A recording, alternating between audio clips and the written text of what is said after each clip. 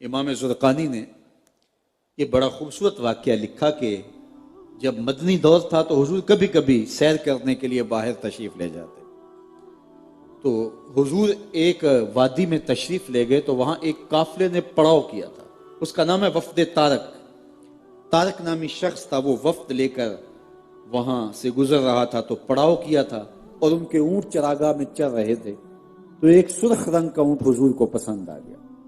قافلے والوں کے پاس گئے، اونٹ بیچتے ہو؟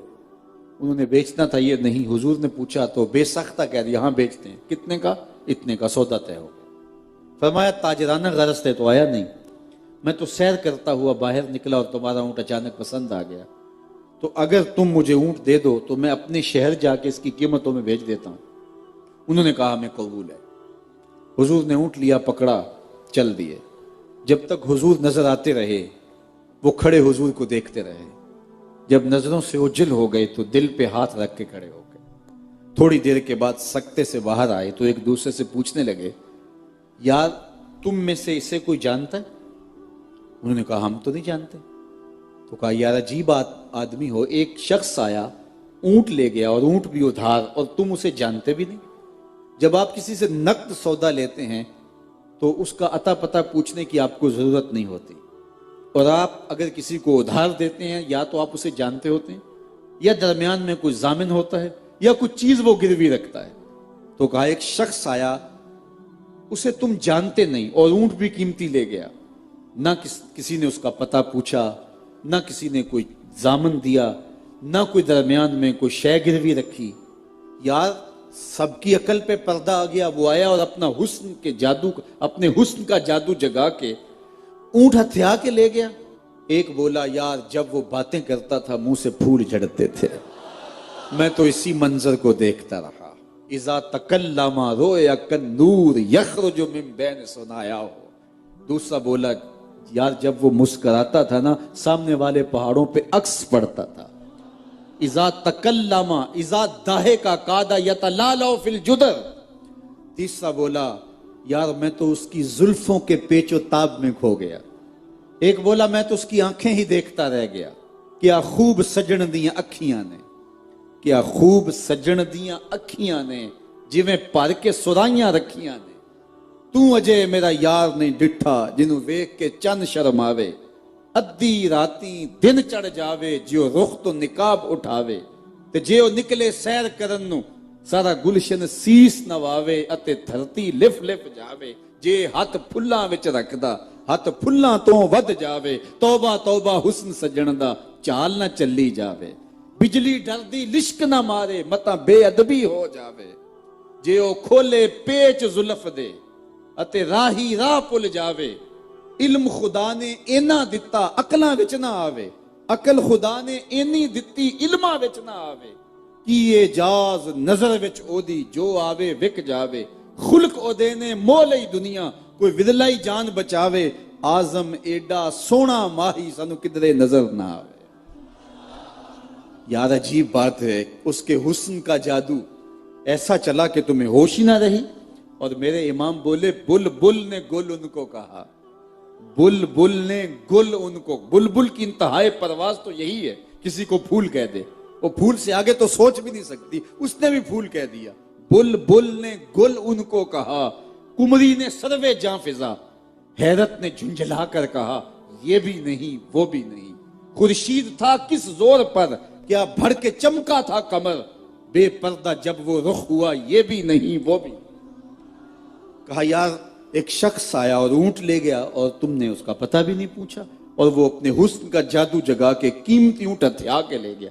امام زرقانی لکھتے ہیں جب انہوں نے یہ کہا نا اونٹ ہتھیا کے لے گیا، تو اب تک قافلے کے سردار کی بیوی جو خاموش بیٹھی تھی اس نے خیمے کا پردہ سرکایا اور ان سے مخاطب ہو کے کہا انا ضامنۃ لسامان جمالکم لا یغدر بکم، خبردار اس کے خلاف کوئی بات کی تو اگر وہ قیمت نہ دینے آیا تو قیمت مجھ سے لینا، میں ضامنہ ہوں۔ انہوں نے کہا اچھا تو اسے جانتی ہے؟ کہا واللہ میں بھی نہیں جانتی۔ تو کہا پھر ضمانت کیسے دے رہی ہے؟ کہا جب تم سودا کر رہے تھے خیمے کی اوٹ سے میں نے اس کا چہرہ دیکھا تھا، جس کا چہرہ اتنا سونا ہو وہ جھوٹ بول ہی نہیں سکتا۔ تھوڑی دیر کے بعد حضور کے غلام بھی آ پہنچے. قافلے والے کون ہیں جن سے ہمارے آقا نے اونٹ خریدا تھا؟ انہوں نے کہا جی ہم لوگ ہیں. کہا یہ حضور نے آپ کی قیمت بھیجی ہے اور یہ آپ کی ضیافت کے لیے کھجوریں ہیں. انہوں نے کہا ہم قیمت بعد میں لیں گے, ہم تو خود بک گئے ہیں, ہمیں بتا وہ پیارا رہتا کہاں ہے.